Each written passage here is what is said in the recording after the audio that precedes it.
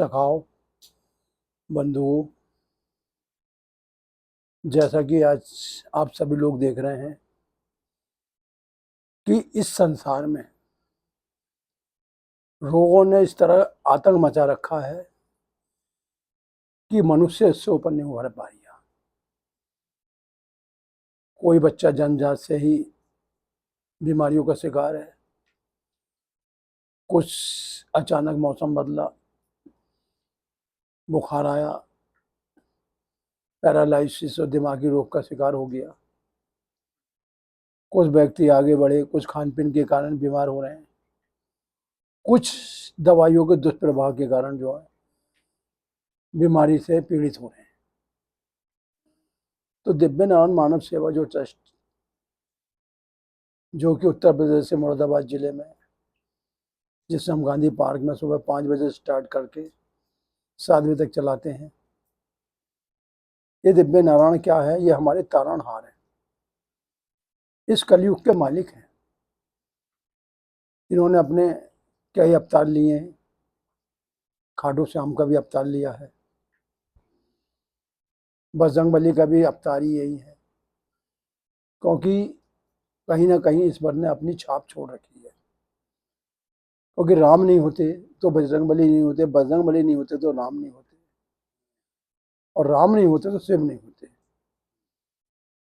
इन सब का कार्य है धरती का संचालन सही तरीके से करना। किंतु व्यक्ति अपने लोभ लालच के कारण इन बीमारियों को दावत दे रहा है। लोभ क्या है कि व्यक्ति 24 घंटे में से ना अपने को दे रहा है, ना अपने राष्ट्र को समय दे रहा है। इसी कारण उसे नहीं पता कि संसार से किस प्रकार लड़ा जाए। तो जैसा कि हम प्राय देख रहे हैं कि जो हमारे शरीर है रोगों से शिकार होता जा रहा है।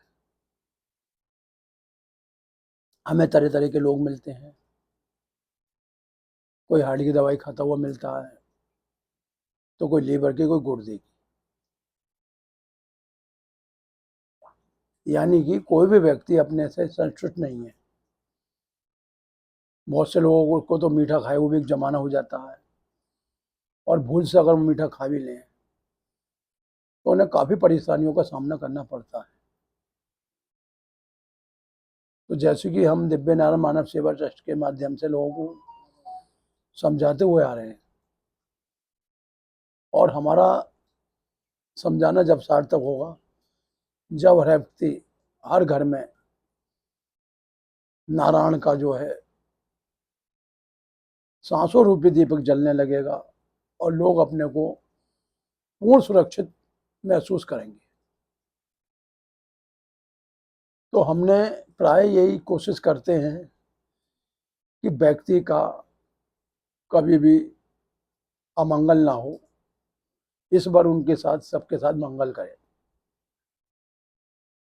तो ये सभी जानते हैं, और हमारे बड़े बड़े संत भी यही कहते हैं कि जो हम प्रयास बचपन से करेंगे तो ये हमारा शरीर सुडौल रहेगा, मजबूत रहेगा, बलवान रहेगा।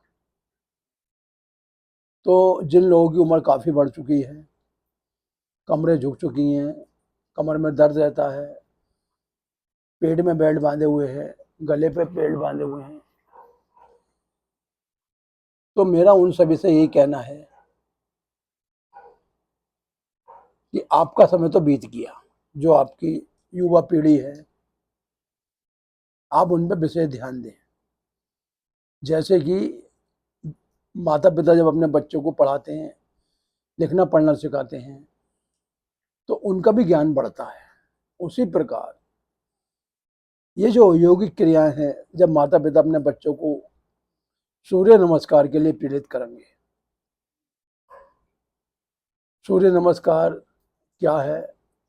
सूर्य नमस्कार आजकल के जो इस शरीर के अंदर रोग बढ़ रहे हैं, आंखों का रोग, नाक का रोग, गले का रोग, बुखार का रोग, फेफड़ों का रोग, चर्बी के रोग, ये जो चर्बी के रोग बढ़ रहे हैं, इनका मुख्य कारण है कि हमें जो है अपने भोजन को संतुलित रूप से नहीं लेना।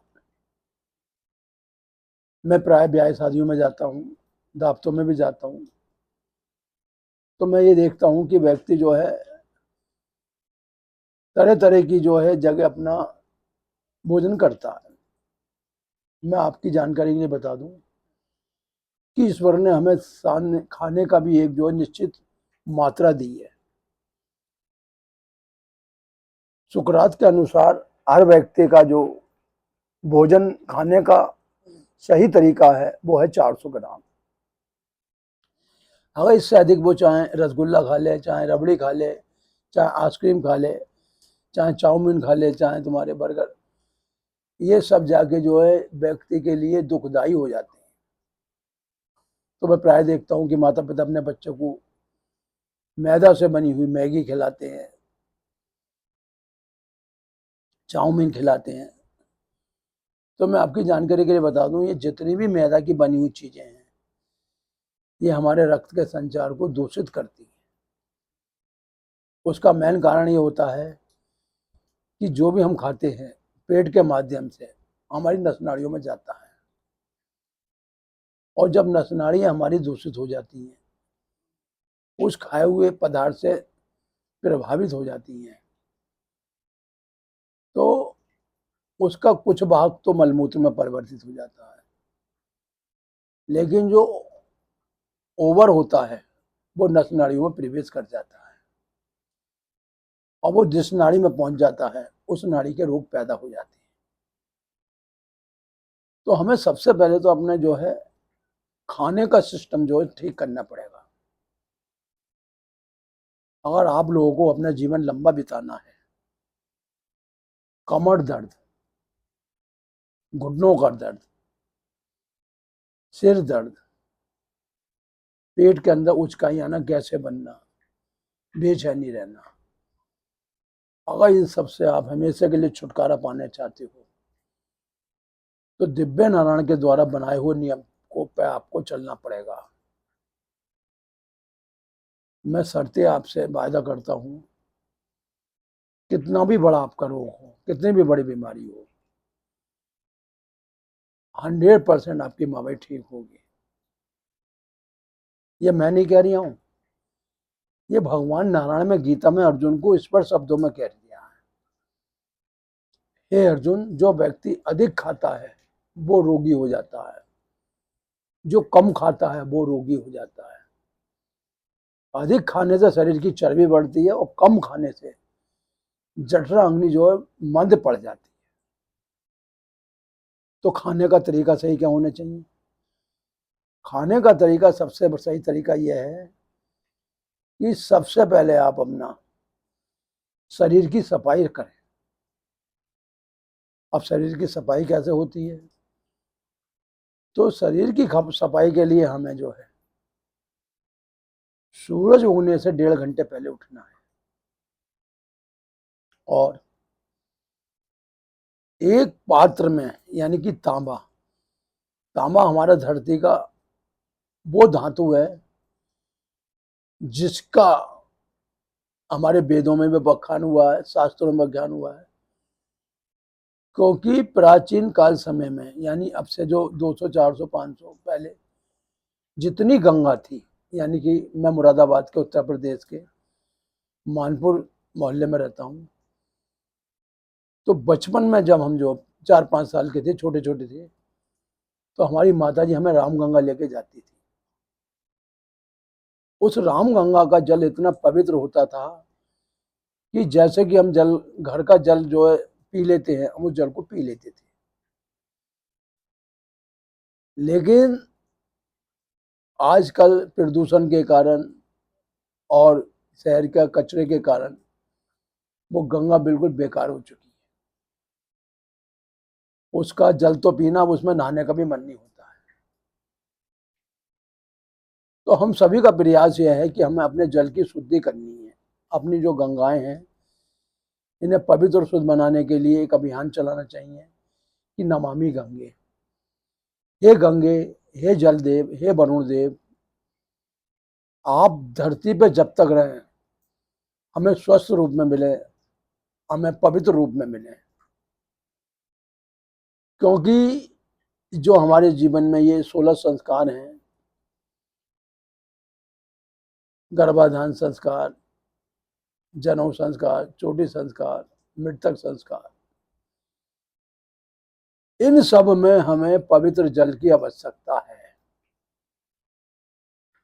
पवित्र जल इस शरीर के अंदर हम पीते हैं तो हमारे शरीर की 100% बीमारियां शरीर से दूर रहती हैं। और इस जल को पवित्र करने में एक व्यक्ति का योगदान नहीं है, संपूर्ण भारतवासियों का योगदान है। अगर संपूर्ण भारतवासी बीड़ा उठा लें कि हमारे देश में जितनी भी गंगाएं हैं, जितनी भी पवित्र नदी हैं, उनकी पवित्रता बनाने के लिए हमें उनका समय समय पर सफाई कराना, समय समय पर उनका ध्यान देना और ये देखना कि उसमें कोई ऐसा जानवर तो नहीं नहा रहा है, कोई गंदगी तो नहीं फैला रहा है। मतलब उसके चारों तरफ जो है एक बांध लगा के उसकी हमें जो है सुरक्षा का एक बीड़ा उठाना चाहिए। अब जो है सावन माह का महीना आने वाला है। इस सावन माह के दिनों में भगवान शिव सभी पर अपनी कृपा बरसाएंगे। भगवान शिव के सभी अपने हैं, उनके लिए कोई पराया नहीं है। स्वस्थ आदमी भगवान शिव की कांवर लेके चलता है, बैसाखी वाला भी लेके चलता है, और जो सूरदास है वो भी शिव की कांवर लेके चलता है, क्योंकि शिव जो है सबके अंतःकरण में वास करते हैं। तो मेरा जो मेन उद्देश्य है वो यही है कि हमें अपना जो जीवन में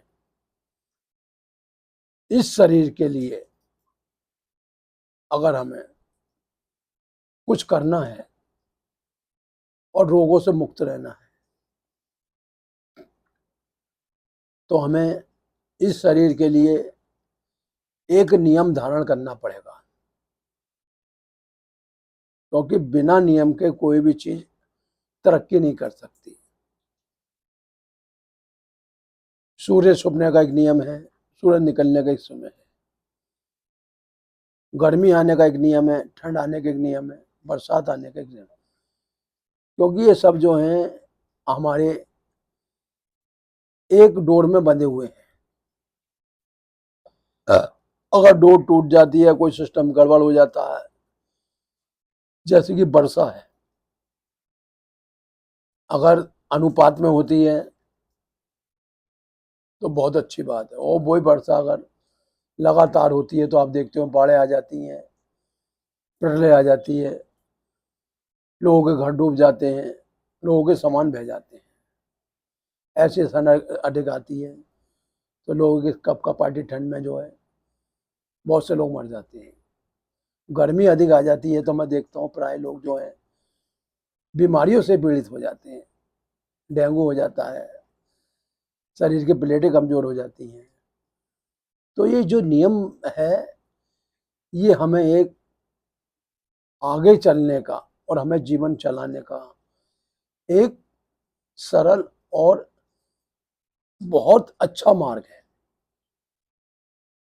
आप प्राय देखते हैं कि जो लोग नियम में रहते हैं उनके जीवन में कोई बीमारी नहीं आती। और मैंने प्राय देखा है कि कितने भी बड़े आदमी हो, चाहे बड़े लेवल के हो, चाहे उनकी जो है हजारों फैक्ट्री चल रहे हो, चाहे हजारों उनके यहाँ वर्कर, लेकिन वो इस जीवन का रस नहीं ले पाते, क्योंकि वो जीवन का सुख शुरू में भोग लेते हैं। और भगवान श्री कृष्ण भगवान के अनुसार कि जो व्यक्ति शुरू में सुख भोगता है अंत में दुख भी उसे भोगना पड़ता है। यानी कि जो व्यक्ति गलत रास्ते से कोई भी कार्य करता है, चाहे धन कमाता है या अपनी प्रॉपर्टी बढ़ाता है, अंत में उसे एक एक पाई का हिसाब देना पड़ता है। उसी प्रकार इस शरीर को से हम कितने भी सुख भोग लें तो हमें जो है इसका परिणाम भुगतना पड़ेगा, क्योंकि जो भी जाएगा हमारे अंतःकरण से जाएगा। क्योंकि इसके अंदर ईश्वर ने जो हमें शुद्ध नाड़ी दी है, शुद्ध ओज दिया है, वो इसलिए दिया है कि हमें इसका जो है नियम अनुसार पालन करना है। कोई भी व्यक्ति हो जाए, कितना भी बलवान हो जाए, कितना भी सत्तावान हो जाए, अगर वो नियम की डोर में नहीं बंधेगा तो सड़ते उसका विनाश होनी होना है। जैसा कि आपने द्वापर युग में देखा कि पांडव और कौरव दो भाई थे, उसमें एक भाई दासी पुत्र विदुर जी भी थे। लेकिन विदुर जी जो थे वो महाज्ञानी थे, और ये समझिए दूसरे जो है यम का रूप थे। यम उसे कहते हैं जो न्याय करे, जो व्यवस्था को ठीक करे। अगर हम अच्छे कर्म करते हैं तो यम हमारे साथ अच्छा व्यवहार करता है, और अगर हम बुरे कर्म करें तो यम हमारे कर्मों के अनुसार उस योनियों में हमें ले जाता है। जैसा कि भगवान श्री कृष्ण ने गीता में कहा है कि कर्म एक ऐसा क्षेत्र है जो व्यक्ति को बंधन मुक्त भी करा सकता है और बंधनों में भी बांध सकता है। लेकिन आजकल क्या है, लोभ लालच। लोभ लालच एक ऐसा विषय है कि व्यक्ति अपनी हुई बात पे भी अमल नहीं कर पाता। जैसा कि कोई आदमी नारियल के पेड़ पे चढ़ा हुआ था नारियल तोड़ने, और उनने ये नहीं देखा कि मैं कहाँ जा रही हूँ, कितनी ऊंचाई पे जा रही हूँ। चढ़ते चढ़ते चढ़ते वो आखिरी टहनी पे पहुंच गया। जब उसने नीचे की तरफ देखा तो वो डर गया, भयभीत हो गया। उसने मन ही मन प्रार्थना करी, हे ईश्वर, अगर मैं थोड़ा सा नीचे उतर जाऊं तो हे भगवान, मैं आपके मंदिर में ज्यादा भी नहीं तो एक सोने की मोहर चढ़ाऊंगा। ईश्वर ने थोड़ा अंधकार करा, और जो उजाले के कारण उसे भय लग रहा था वो धीरे धीरे आधी दूरी पे आया। जब आधी दूरी पे आया तो उसने कही, हे प्रभु, सोने की नहीं तो मैं चांदी की जरूर चढ़ा दूंगा। ईश्वर की कृपा से थोड़ा अंधकार बढ़ा तो उसे दिखना बंद हुआ, तो उन्होंने और प्रयास करा, और प्रयास से जो है वो नीचे आ गया। नीचे आकर उसकी बुद्धि ने काम करना बंद कर दिया, और वो सोना क्या चांदी क्या, वो भगवान को फूल चढ़ाने में भूल गया। तो आज के समय में जो मनुष्य है, जब उसका कोई भी कार्य अटकता है या कोई भी उसका कार्य रुक जाता है तो ईश्वर से ये कहता है, प्रभु मेरा ये काम करा दो, चाहे किसी के जरिए करा दो। मैं जो है इतना दूंगा। और ये आप जानते हैं, भगवान जो है सबकी पुकार सुनते हैं। इस बार उस व्यक्ति का कार्य कराता है, और ये हमने प्राय देखा है कि किसी का कार्य हो जाता है तो उसकी मति जो है दूषित हो जाती है, और वो अपना किया हुआ वचन और वायदा भूल जाता है। लेकिन हमारे रघुवंशी जो राम जी के पिता थे दशरथ, उन्होंने अपना वचन नहीं भूला। एक बार युद्ध क्षेत्र में दशरथ जी और उनकी पत्नी कैकेयी, युद्ध हो रहा था। किसी कारणवश जो है किसी गड्ढे में जाके श्री राम जी के पिता दशरथ जी का रथ अटक गया। दशरथ जी ने निरंतर अभ्यास करा, वो पहिया नहीं निकला। लेकिन माता कैकेयी जो उनकी पत्नी थी, यानी कि श्री राम जी की माता और दशरथ जी की पत्नी, उन्हें एक वरदान ये प्राप्त था कि वो कितनी भी मुसीबत में अगर कोई फंसा हुआ है तो वो उस कार्य को कर सकती थी, क्योंकि कैकेयी जो ही भगवान राम की भी माताओं में लगती थी। उन्होंने अपने प्रयास से रथ का पहिया निकाल दिया, और जब वो रथ का पहिया निकल गया तो दशरथ जी बोले, रानी मांगो, क्या चाहिए आपको? बोले, महाराज मुझे 3 वचन चाहिए। हाथ में उनके गंगा जल दिया, दशरथ जी के संकल्प लिया, और उन्होंने जो से वचनों को कबूल कर लिया। लेकिन आज का जो युग में व्यक्ति है वो अपने वचनों को भूल जाता है, और वो अंत में जो है अपनी बात को पूर्ण नहीं कर पाता। लेकिन रघुकुल रीत चली आई, प्राण जाए पर वचन न जाए। लेकिन दिव्य नारायण का कहना यह है कि अगर आप वचन दे रहे हो तो वचन सोच समझ के दो, क्योंकि वचन की जो महिमा है, गहराई है, वो हमारे जीवन से है। अगर हमने जो अपने वचनों को झूठा कर दिया तो हमें कभी भी सदगति नहीं मिलेगी। तो जिस समय राम का राज तिलक होने को था, उस समय जो है अयोध्या में खूब खुशियां मनाई जा रही थी। प्रजा भी बहुत खुश थी। तो जब कैकेयी की शादी हुई थी तो कैकेयी के पिता ने दान में, दहेज में, एक दासी मंथरा मंद बुद्धि की होती है और व्यक्ति को ऐसे ऐसे कार्य करा देती है जिससे उसके लिए जिंदगी भर पछताना पड़ता है।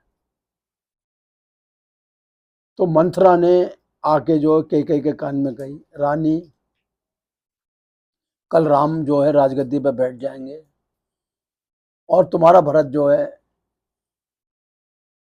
राजगद्दी पर नहीं बैठ पाएगा। तो कैकेयी की बुद्धि में ये बात आ गई कि ये मेरी जो मंथरा दासी है सही कह रही है। फिर जो कैकेयी ने राजा दशरथ को वचन दिए थे 3, उनका भी जो है मथुरा ने उन्हें स्मरण कराया। उस वचन के उसमें कैकेयी के अंदर एक बल आया और वो अपने कमरे में जाके चादर ओढ़ के सो गई। राम जी ने देखा कि सुमित्रा भी आई है, कैकेयी भी, सुमित्रा भी आई है, कौशल्या भी आई है, लेकिन कैकेयी कहीं नहीं दिखाई दे रही। उन्होंने पता करा दासियों से, बोले महाराज कैकेयी जो आज सुबह से अपने भवन में विश्राम कर रही है, वो आज नहीं आई। महाराज दशरथ गए और उन्होंने कैकेयी से पूछा, हे देवी, क्या कारण है जो आप श्री राम जी के राजकिलक में शामिल नहीं हो रही? बोले, महाराज आपको याद है कि अब से काफी समय पहले मैंने आपसे 3 वचन लिए थे, वो आज मुझे वचन चाहिए, क्योंकि ये किसी सत्य गया रीत पिति रीत चली आई कि प्राण जाए पर वचन न जाए। राजा दशरथ को भी अपना दिया हुआ वचन याद आ गया और उन्होंने कैकेयी से कहा, मांगो रानी, आपको क्या चाहिए? कैकेयी बोली, महाराज मेरे वचन सुन के आप विचलित मत होना और मुकर मत जाना। हाथ में संकल्प दिया गंगा जल का और उन्होंने गंगा जल का आचमन करा। उसके पश्चात जो है हाथों को धोया, बोले मांगो देवी, मैं आपको वचन देने के लिए तैयार है। बोले पहला वचन, मेरे पुत्र भरत को राज तिलक। इतना कैकेयी ने कहा तो राजा दशरथ को झटका लगा। बोले महाराज दूसरा वचन, मेरे पुत्र को राज तिलक। दूसरा वचन, राम को 14 वर्ष का वनवास। तीसरा वचन ये कि अब जो है मेरा पुत्र ही राजगद्दी पे बैठेगा। इतना सुनते ही राजा दशरथ के प्राण जो हैं अटक गए और राजा दशरथ को अपने प्राण देकर अपने बच्चों की रक्षा करनी पड़ी। तो हमारा दिव्य नारायण मानव सेवा जो ट्रस्ट है अपने लिए कभी भी कुछ नहीं करता है, ना ही हमारे ट्रस्ट के दौरे लंबे चौड़े आश्रम है, ना ही लंबा चौड़े संपत्ति है, क्योंकि हमारा दिव्य नारायण मानव सेवा ट्रस्ट मानव सेवा पर आधारित है। मानव सेवा हम लोग करते हैं और कोई प्रसन्न हो कि अगर हमारे ट्रस्ट में 1000, 2000, 5000, 10,000 दे देता है तो वो पैसे भंडारे में हैं या किसी के बच्चे की पढ़ाई में है या किसी कन्या की शादी हो रही है उपहार रूप में, चाहे वो उसके लिए फ्रिज दिला दिया जाए या जो है कूलर दिलवा दिया जाए या कोई बेड दिलवा दिया जाए, वो उसमें समर्पित हो जाएंगे। तो आने वाले समय में हम अपना जो है तैयारी लेके चल रहे हैं। जो भी दानदाता हैं हमें दान देते हैं, हम उनके नाम की लिस्ट सबसे ऊपर रखेंगे, क्योंकि उन्हीं के सहयोग से हमारा दिव्य नारायण मानव सेवा ट्रस्ट चलेगा। हमारा उन सभी से ये कहना है, चाहे आप 1 रुपया दो, चाहे 1 लाख दो, लेकिन अपना मन पक्का करके दो। और जैसा कि मैंने आपको बताया त्रेता युग के बारे में कि राजा दशरथ ने वचन देने के बाद अपने वचन से नहीं मुकरे। तो दिव्य नारायण मानव सेवा की तरफ से अगर आपका कोई कार्य बनता है तो उसकी धनराशि आप अगर देना चाहते हो या आपकी कोई नारायण की कृपा से बीमारी ठीक हो रही है तो आप उसमें जो भी देना चाहते हो, चाहे 1 दो, चाहे 1 लाख दो, उसे अपने श्रद्धा भाव से दो। मन में ऐसी सोच मत रखो कि हम जो ये पैसा दे रहे हैं इसका क्या होगा। आप अपने मन में ये विचार रखिए, ये पैसा जो है हमारे राष्ट्र ट्रस्ट में लगेगा, उन व्यक्तियों के उसमें लगेगा जो व्यक्ति धन के अभाव में अपनी गरीब कन्याओं की शादी नहीं कर पा रहे हैं या अपने बच्चों को नहीं पढ़ा पा रहे हैं या बीमारी के कारण उचित इलाज नहीं करा पा रहे हैं। या मैं देखता हूँ कि कुछ बूढ़ी औरतें, कुछ माताएं बेचारी डंडा लेके भिक्षा मांगती हैं, कहीं 1 रुपया, कहीं 2 रुपये। तो हम उनके लिए भी कुछ इतनी बड़ी जगह बनाने का प्रयास कर रहे हैं कि जो भी इस तरीके की बूढ़ी वृद्ध माताएं हैं उन्हें एक आश्रम मिल जाए, एक आवास मिल जाए। उसमें हम उनसे, जैसे कि तुलसा के पेड़ हैं, आंवले के पेड़ हैं, नीम के पेड़ हैं, उसकी जो है नीम की जो है कली बनवाएंगे, उसे बेचेंगे, जो उससे पैसा आएगा उनके जो है उस स्थान में, उनके विकास में, या आमले होंगे तो आमले का शरबत निकाल के, आमले की कैरी बना के, या हम जो है कैलाश का पेड़ लगाएंगे, उससे जो फूलों का रस निकलेगा उससे शरबत बनाएंगे, दवाइयाँ बनाएंगे।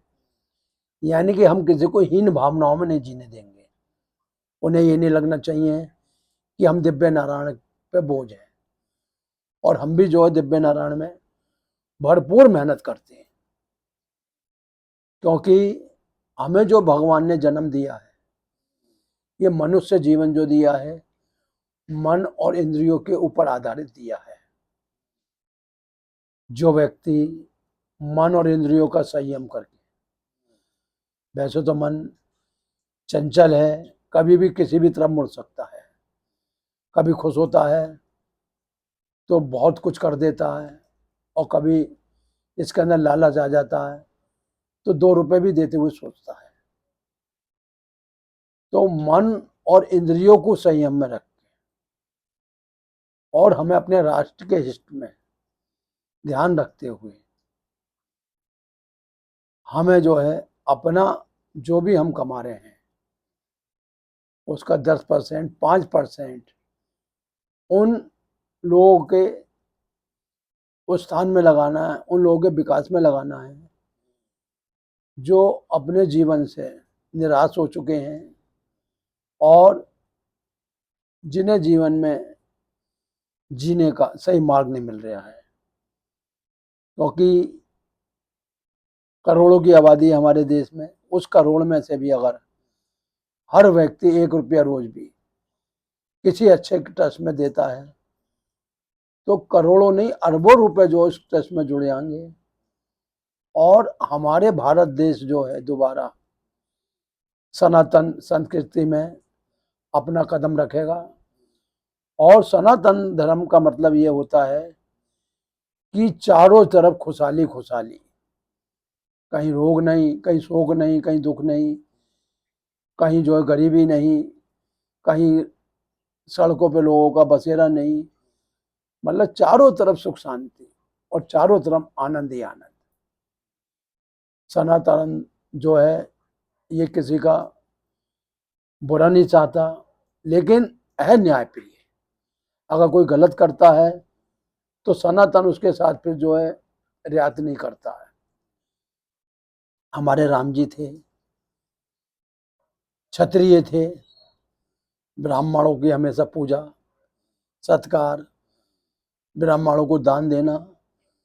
ये मैं आप लोगों के लिए बता दूं कि राम राज में कोई भी व्यक्ति भूखा नहीं सोता था, कोई भी व्यक्ति किसी बीमारी से नहीं मरता था, कोई भी व्यक्ति जो है सड़क पर नहीं सोता था, और किसी भी व्यक्ति की जो है वहाँ अकाल मृत्यु नहीं होती थी।